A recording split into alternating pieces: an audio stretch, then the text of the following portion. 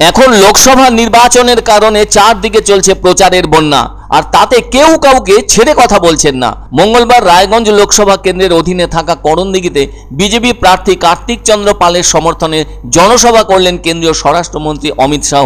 তিনি বলেন, সিএএ চালু করে নাগরিকত্ব দেওয়ার ক্ষেত্রে বিরোধিতা করেছেন রাজ্যের মুখ্যমন্ত্রী মমতা ব্যানার্জি। ফলে অমিত শাহ এদিন স্পষ্ট করে বলেন, সিএএ আটকানোর সাহস নেই কংগ্রেস ও তৃণমূলের। অনুপ্রবেশ রুখতে পারেন একমাত্র মোদি। তিনি বলেন, তৃণমূলের এক মন্ত্রীর বাড়ি থেকে 51 কোটি টাকা পাওয়া গেছে। তিনি বলেন, মমতা দিদির সাঙ্গপাঙ্গরা আজ জেলবন্দি। সন্দেশখালীর মহিলাদের ন্যায় বিচার দিতে পারেন একমাত্র মোদি। গরিব কৃষকদের জমি কেড়ে নিয়েছে তৃণমূল সরকার। মোদির প্রকল্প বাংলায় চালু করতে দেন না মমতা দিদি। তিনি এবার স্পষ্ট করে বলেন, মমতা দিদি ভয় পান কেন্দ্রের প্রকল্প পৌঁছে গেলে মানুষ মোদিকে সমর্থন করবে। তিনি আরো বলেন, বাংলায় কাটমানির কালচার শেষ করবে বিজেপি। তৃণমূল নেতারা 10 বছরে বড় বড় বাড়ি গাড়ি করেছেন, আর তাই বাংলাকে হিংসা মুক্ত করতে ফের মোদিকে প্রধানমন্ত্রী করুন। এদিন বাংলার মানুষের কাছে অমিত শাহ যে বার্তা দিলেন সেটা সত্যি বড়ই অবাক করা ব্যাপার। এই নির্বাচন থেকে বাংলা বিজেপিকে ত্রিশাসন দিলে উত্তরবঙ্গের মানুষের জন্য আলাদা এইমস বানানোর কাজ শুরু করবে মোদী সরকার। এদিন তিনি এইমস প্রসঙ্গে জানিয়েছেন, এর আগে রায়গঞ্জে এইমসের পরিকল্পনা করা হয়েছিল, মমতা দিদি তা রুখে দিয়েছিলেন। ফলে তৃতীয়বার মোদী ক্ষমতা এলে উত্তরবঙ্গে এইমস হবে বলে জানালেন কেন্দ্রীয় স্বরাষ্ট্রমন্ত্রী অমিত শাহ।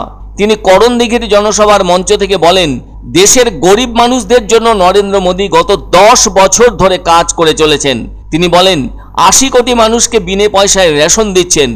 দেশ জুড়ে 12 কোটির বেশি শৌচালয়, 4 কোটির বেশি মানুষকে ঘর, 10 কোটি মানুষকে উজ্জ্বলার গ্যাস এবং 14 কোটি মানুষকে পানীয় জলের ব্যবস্থা করে দিয়েছেন মোদী। সেই সাথে বাংলাকে হিংসা থেকে মুক্ত করতে হলে, অনুপ্রবেশ রুখতে হলে এবং অন্যদিকে শরণার্থীদের নাগরিকতা দিতে হলে নরেন্দ্র মোদীকে প্রধানমন্ত্রী করা অত্যন্ত জরুরি। অমিত শাহ বলেন, প্রত্যেক নির্বাচনে বাংলায় হিংসে দেখা যায়। রায়গঞ্জের বিজেপি প্রার্থী কার্তিক চন্দ্র পাল পেশায় একজন ব্যবসায়ী। 2015 সালে কালিয়াগঞ্জ পুরসভার ভোটে কংগ্রেসের টিকিটে জিতে উপপুরপ্রধান হন। পরে তিনি কংগ্রেসের সংখ্যাগরিষ্ঠ কাউন্সিলরদের নিয়ে তৃণমূলে যোগ দেন, যে কারণে ওই পুরসভা তৃণমূলের হয়ে যায়। পরবর্তীতে তিনি ওই পুরসভার পুরপ্রধান হন। তবে 2020 ডিসেম্বর মাসে শুভেন্দু অধিকারীর সঙ্গে একই মঞ্চে বিজেপিতে যোগদান করেন কার্তিক চন্দ্র পাল। ইনি বর্তমানে উত্তর দিনাজপুরের বিজেপির জেলা সাধারণ সম্পাদক পদে আছেন। সেই কার্তিক পাল এবার রায়গঞ্জ লোকসভা আসনের বিজেপি প্রার্থী। ইনি 4.5 বছর কালিয়াগঞ্জ পুরসভার চেয়ারম্যান পদে ছিলেন।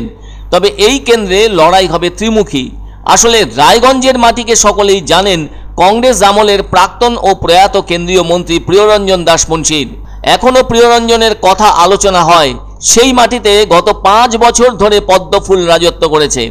আর সেই রাজত্বের জমিকে ধরে রাখতে বিজেপি নেতৃত্ব বিদায়ী সাংসদ দেবশ্রীকে অন্যত্র পাঠিয়ে কার্তিক পালকে প্রার্থী করেছেন এখানে। তার হয়ে এখানকার মানুষদের কাছে ভোট দেওয়ার আহ্বান এদিন জানালেন কেন্দ্রীয় স্বরাষ্ট্রমন্ত্রী অমিত শাহ।